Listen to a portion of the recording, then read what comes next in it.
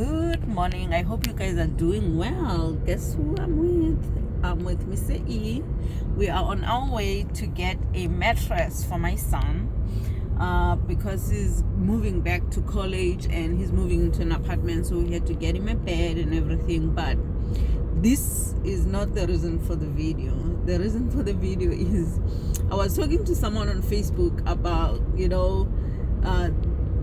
these beautiful houses basically here in the southern United States. Most of them are plantations, and she was talking about how beautiful they are, but she's watched so many documentaries and because of that she's scared of like big houses like that, right? And so that made me just reminded me of something growing up in South Africa. Basically, we were raised, like most cultures, to believe in ghosts, right? I don't think Africans invented ghosts. Pretty much all cultures around the world, at least in the Western world, which is what I'm familiar with, people believe in ghosts, that ghosts exist. But in South Africa, it's even worse, okay? Because a lot of us grow up at a time where there's no electricity, and ghost stories where people had field day with ghost stories, basically, because the environment was very conducive to those type of stories, basically. After a evening and is sitting by the fire and people are telling stories, and there's always gonna be a ghost story, just like when people go camping here, okay? But when I was young, the sun is right in my face. I don't even know which way to hold the camera. It's very early in the morning, by the way. But when I was a little girl, around 12 years old, my mother and I were going to the village where they had no electricity. In Cape Town, they had electricity, but in the village, they didn't. And so we took a bus, and the good old days in the early 80s, or mid 80s, I should say. We took a bus all the way to my grandma's village, but the bus broke down, I believe, in Queenstown, in one of the border towns at the time when South Africa was still divided. And so the bus broke down, and we could not get a mechanic there for hours, but they finally fixed the bus. Either they fixed the bus or they put us in another bus. I can't recall, but we ended up getting to my grandma's village around midnight, okay? And so it was like pitch black, because this is the village, and in the village the night sky is beautiful, it's full of stars, and it's pitch black, right? And so we get off the bus, and my mom is so mad at these people because they don't want to take us all the way to the village. They are basically dropping us with our luggage on the side of the road, main road. And the main road wasn't even a main road, really. It was more of a dirt road, but it was considered a main road at the time. And so they drop us off. It's just me and my mom. My sisters actually had already gone to the village before us, and I was kind of mad that I wasn't going with the girls. I was going with my mom, but I was the youngest, so I was always left behind. But anyway, so we go, and so my mom knew the area well enough because that's where she was born, that's where she grew up, and this was where she already had her own home, rural home, and so they drop us off, and so we start walking, and my mom is not sure, 100% sure which way we're supposed to go. As we are walking, looking back after we found ourselves basically in my aunt's village. We literally just found ourselves in that village. So as we were walking, we walked in the middle of a graveyard, okay, in the middle of the night. We are walking, and I'm so scared. My mom is so scared, and she's clutching my hand, and I'm walking next to her, and we are walking, and we walk, and then we find ourselves in another village adjacent to my mom's village, basically. But she recognizes the houses, and she says, I think that's my cousin's house, she says. So we knock in the middle of the night. Guess what? She had to announce herself, because this is a village. It's not like they have what are those new security camera ring. It's not like they have a ring. So we knocked and we announced ourselves, and then her cousins opened, and so they opened the door, and then we told them that the bus dropped us in the main road, and we don't know how we got here, but we recognized the house, and we are coming back from Cape Town. And so but the main point I want to take out of this is that we walked through a graveyard in the middle of the night, and we did not see any ghosts. We did not see, there was not even those weird sounds you hear in movies when it's a ghost movie. And so, but anyway, so we walked all the way, and so we left our stuff, most of our stuff, by the road, and then these people, like these cousins, basically went and got our stuff, and we waited for them, and then they walked us. We probably got to our house maybe early morning, like around 3 a.m. Okay, so we ended up sitting with these families and eating some of the food that we brought from Cape Town. We in the village, you had to share everything that you have.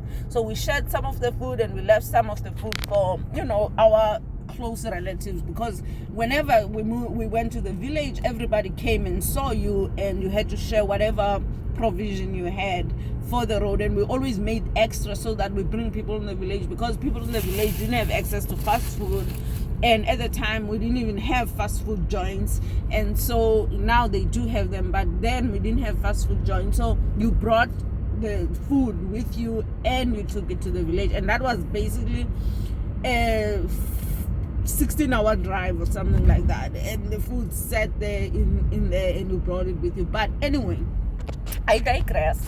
So now we realize that there are no ghosts. But here's the thing: in the village, whenever someone passed away, people would tell ghost stories. Oh, we saw so and so's ghost, and that's so and so.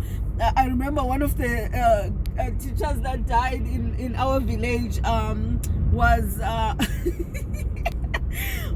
he was a very mean guy. So when he died, people were making up all these stories about him, how he was coming back for his stuff, because he was a rich guy, and he was coming back for his stuff, and they saw his jacket walking by itself, wearing one gumboots, those garden boots.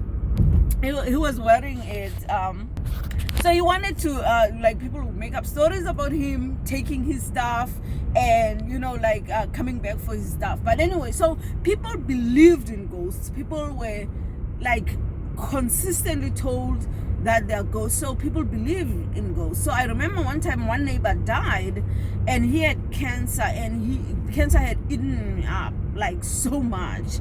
You know how in the movie Meet the Parents, when what's his name, Jack the dad is reading the letter he wrote to his mom about how the cancer ate him. The cancer ate the guy, and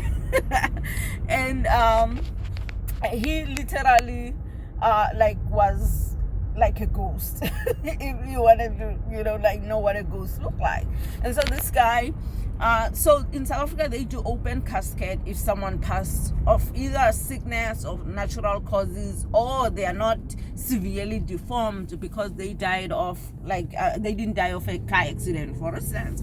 So they do open casket. So after, in the funeral, we all view the body, and oh my gosh, that was a big mistake. I was so scared. Okay, so I went home. We had, people back home attend funerals for the food. Okay, the food is so good. They actually cook like a big party. But anyway, so I went back home, and that night after I viewed that casket, I was so traumatized. I was so traumatized to a point where I did not sleep, dreaming about this freaking ghost coming for me. And I remember my sister and I shared a room. We had separate beds, but we shared a room where both had single beds. And so I was like so scared at night. I woke up and I ran into my sister's bed, and she pulled their blankets and didn't want me to get in because she got scared too, because she was like, what's wrong with you? Anyway, so Mr. E, he hasn't had his coffee, so he's a little grumpy. It's like a ghost. Anyway,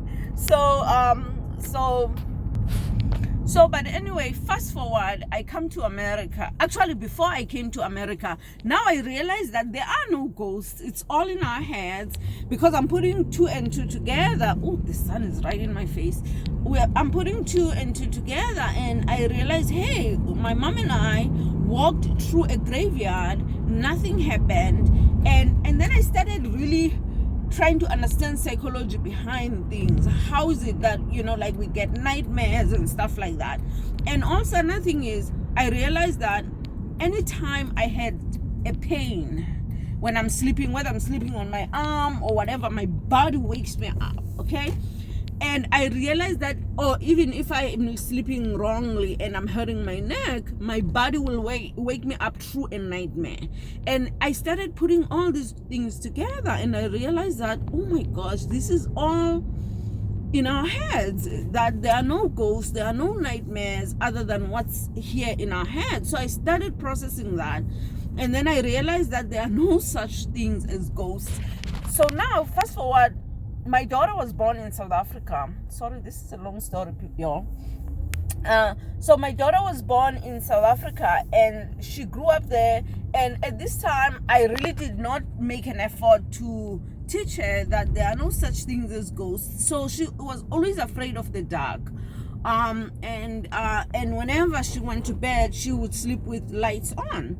And so I kind of let it. I didn't care about it because I live in America. I mean, I lived in South Africa, but we had electricity and everything at this point. And so, but we moved to America, and my son, Luke, you already know him. He loved Scooby-Doo. And what's the other ghost? The little guy, the ghost. Casper the ghost, right? Yeah, Casper the ghost. He loved those like ghost stories as a little kid. But guess what? He was like, whenever Scooby-Doo would be scared and run and like be scaredy cat, he would literally run out of the room and come to me and say, mom, I'm scared, the ghost. And I would tell him consistently, there are no ghosts, they don't exist. Don't worry about it. Don't be scared. There is no such thing as God. And I insisted. And also I made sure that he slept, he slept basically in a dark room. So, but basically by the time he, he was old enough, he wasn't scared of the dark. He wasn't scared of ghosts. And he wasn't scared of anything. So basically, the point of this video is to say it is all psychological, people. There are no such things as ghosts. If you believe in ghosts, you're gonna see ghosts. If you don't believe in ghosts, you're not gonna see ghosts. And I've never seen a ghost.